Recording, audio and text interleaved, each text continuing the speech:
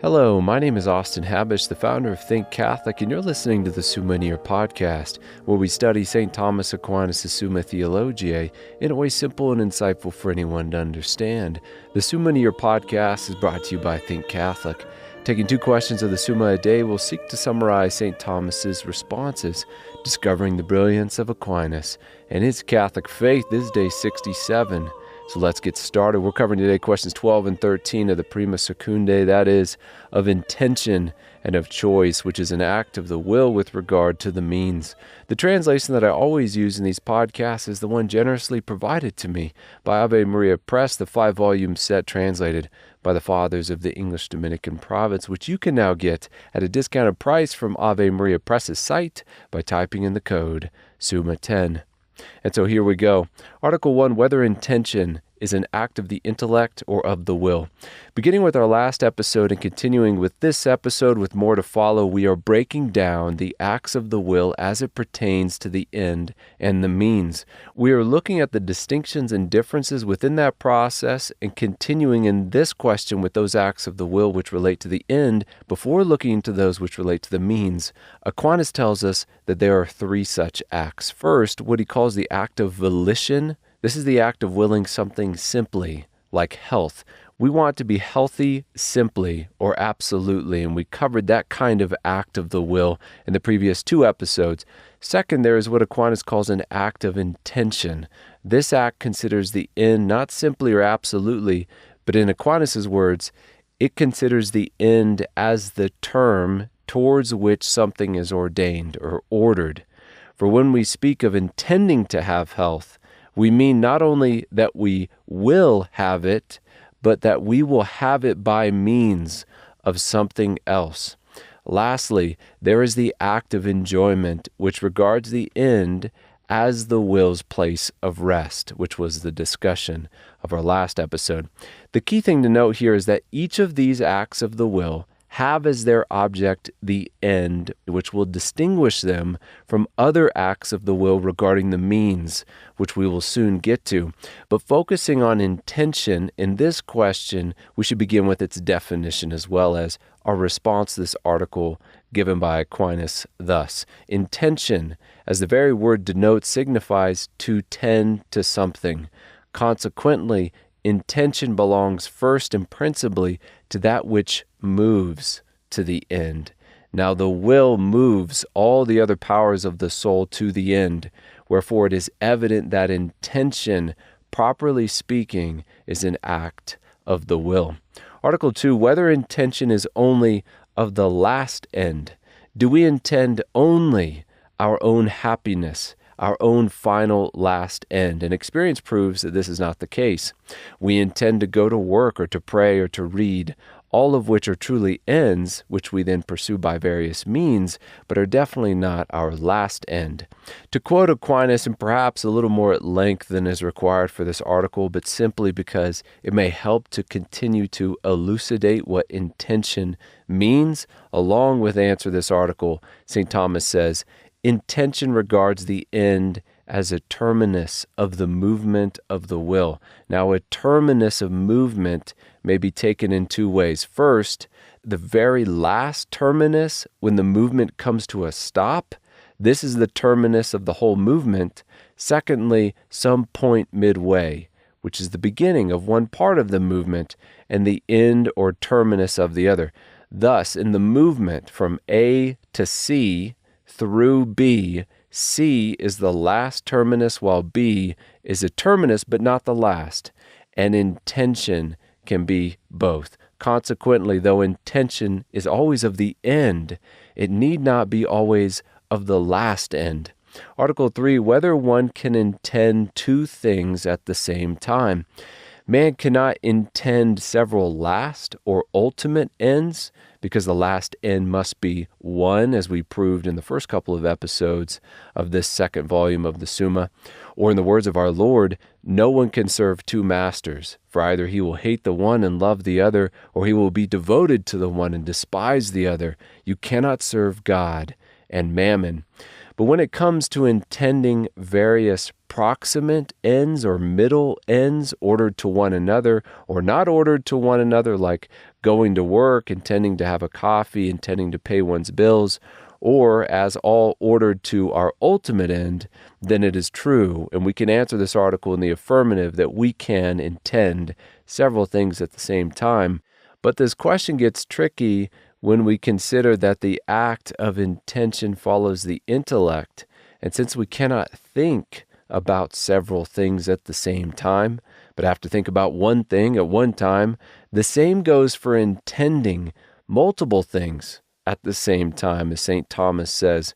Wherefore, where we have many things in reality, we may take them as one term of intention insofar as the reason takes them as one, either because two things concur in the integrity of one whole, as a proper measure of both heat and cold conduce to health, or because the two things are included in one, which may be intended. For instance, the acquiring of wine and clothing is included in wealth, as in something common to both.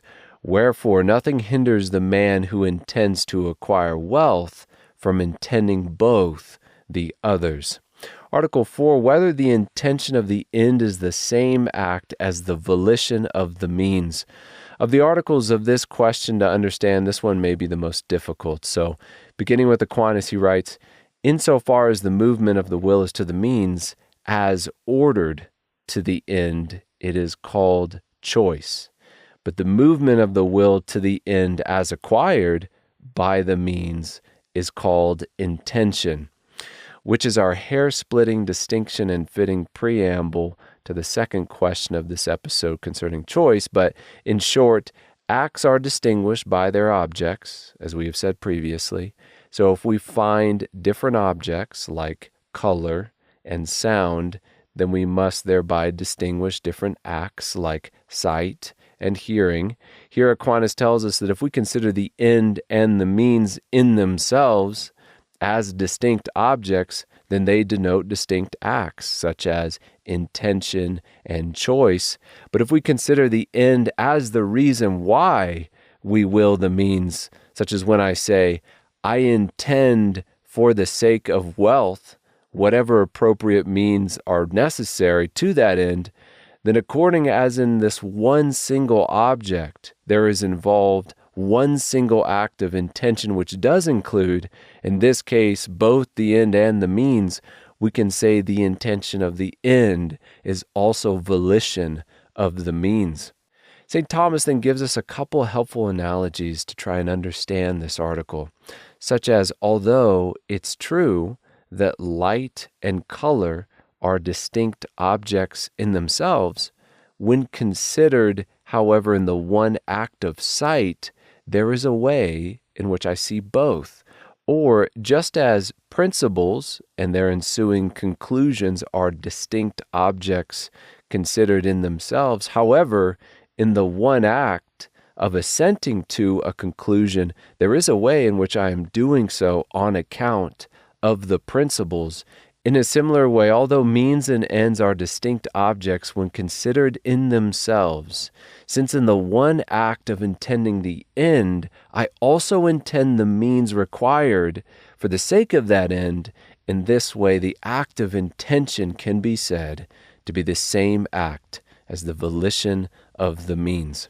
Article 5, whether intention is within the competency of irrational animals. Do dogs intend things? And they cannot, strictly speaking, because they do not understand goals or ends as ends, which they can then intend to acquire. Yet they can be moved by built-in intentions, a built-in tending towards their proper goods, just like the stone has a built-in tendency towards union via gravitational motion, like the bee, which tends toward making a beehive. So too dogs and rabbits have these kinds of instinctual tendencies. In Aquinas' words, irrational animals are moved to an end, not as though they thought that they can gain the end by this movement. This belongs to one that intends, but through desiring the end by natural instinct. They are moved to an end, moved as it were by another, like other things that are moved naturally. And now on to question 13 on choice. And we begin with a prelude from Aquinas, since we are now turning from considering the acts of the will as directed to the end to acts pertaining to the means. He writes, "We must now consider the acts of the will with regard to the means. There are three of them: to choose, to consent, and to use. And choice is preceded by counsel. First of all, then we must consider choice. Secondly, counsel. Thirdly, consent. Fourthly, use." Article 1, whether choice is an act of the will or of reason. In regard to choice, both the intellect and the will are involved, but the question here is, of which of the two faculties does the act of choice consist in primarily? Kind of like, as an analogy, a human being is both body and soul, but between the two, the more formal principle, that which makes us to be, and the material that we have to be the material of a human body specifically, is the soul. So then which between the intellect and the will is more formal in the act of choice? And although choice definitely presupposes an inquiry into various means, since choice primarily is a movement or an act towards that good which is chosen, choice is primarily an act of the will. In Aquinas' words, choice is the desire of things in our power, but desire is an act of the will. Therefore, choice is too. Article 2, whether choice is to be found in irrational animals. Our compass in this question, as provided by Aquinas, is the following: in those things which are altogether determinate to one, there is no place for choice. So irrational animals, being determined by their external and internal senses, by natural instinct, cannot be said to choose.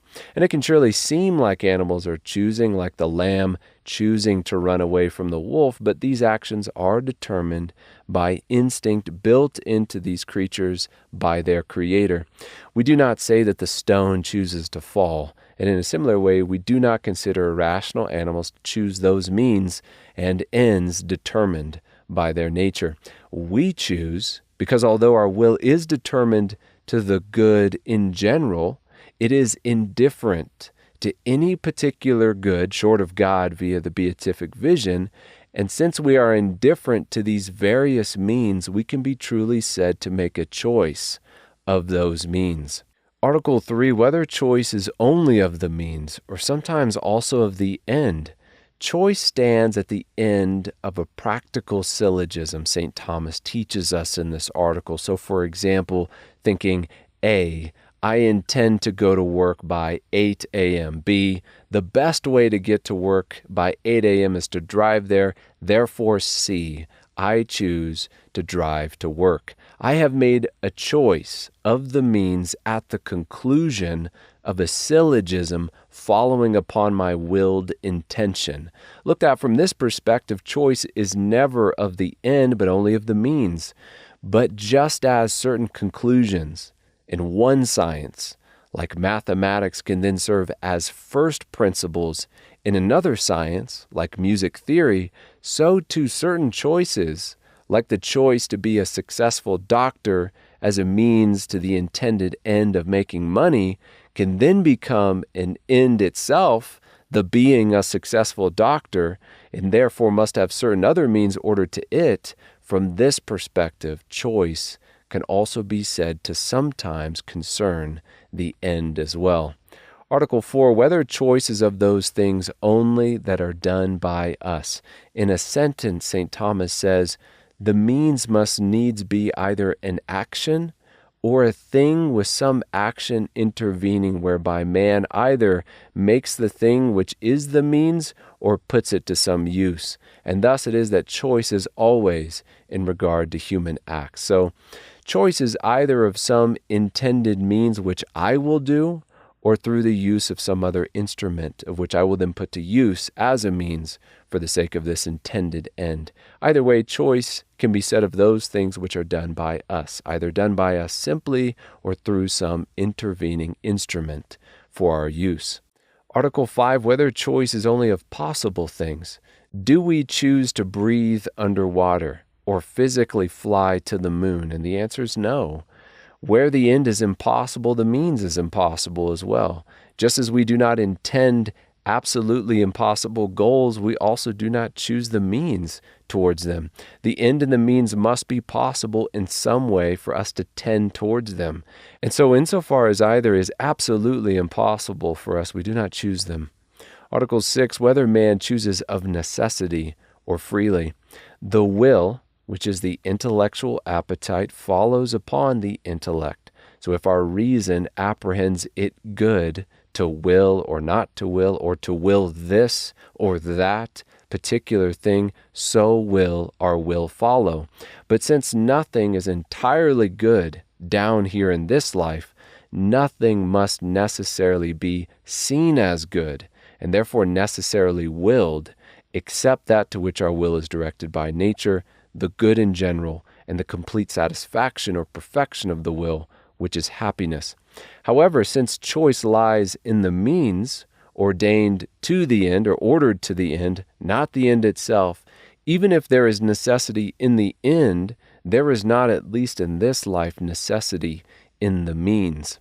In a word, St. Thomas writes, "The perfect good alone, which is happiness, cannot be apprehended by the reason as an evil or as lacking in any way. Consequently, man wills happiness of necessity, nor can he will not to be happy or to be unhappy. Now, since choice is not of the end, but of the means, it is not of the perfect good, which is happiness, but of other particular goods. Therefore, man chooses not of necessity, but freely." And that is all for questions 12 and 13 of the Prima Secundae, that is, of intention and of choice, which is an act of the will with regard to the means. My name is Austin Habish with Think Catholic, and I cannot wait to see you tomorrow.